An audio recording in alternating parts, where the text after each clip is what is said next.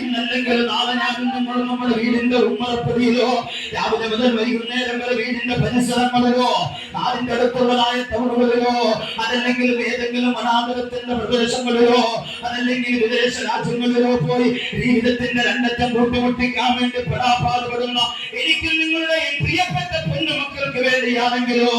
ആ പൊന്നുമക്കളെ നമ്മുടെ വീടിന്റെ കത്തളങ്ങളിൽ വെച്ച് നമ്മുടെ 3 തുണിയിൽ പൊതിഞ്ഞുകൊണ്ട് സന്തോഷത്തിലേക്ക് വെച്ച് അതാ മയ്യത്തെടുക്കാൻ പോവുകയാണെന്ന് ആ സന്തോഷത്തിന്റെ തലക്കും ഭാഗത്തിരിക്കുന്നു വിളിച്ചു പറയുമ്പോ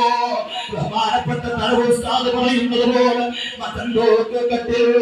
തോളിലേക്ക് ഉയരുന്നേ പുരയ്ക്കുള്ളിലപ്പോ രോദനം മുഴങ്ങുന്നേ ഒരു മയ്യത്ത് വീട്ടിൽ ഏറ്റവും വലിയ കരച്ചിൽ കിടക്കുന്ന സമയം എപ്പോഴെന്നറിയോ വാപ്പാന്റെ മയ്യത്ത് ഉമ്മാന്റെ മയ്യത്ത് അതല്ലെങ്കിൽ പൊന്നുമക്കളുടെ മയ്യത്ത് ആ മയ്യത്ത് കട്ടിലേക്ക് വെച്ചുകൊണ്ട് ആ സന്തോഷകട്ടിൽ വീടിന്റെ മുറ്റത്ത് വെച്ച് അവരുടെ തോളിലേക്ക് കയറുന്ന സമയമുണ്ടല്ലോ ആ സമയത്താണ് വീടിന്റെ ഉള്ളില്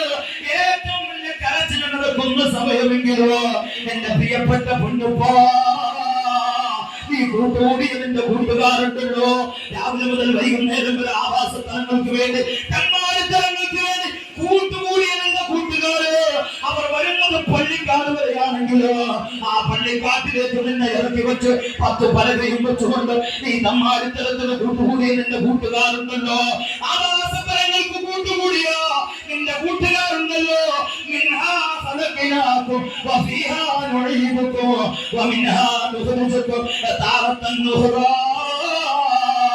എന്ന് പറഞ്ഞ് 3 പിടി മണ്ണും വാരി ഇട്ടുകൊണ്ട് സലാം പറഞ്ഞുകൊണ്ട് പോയാൽ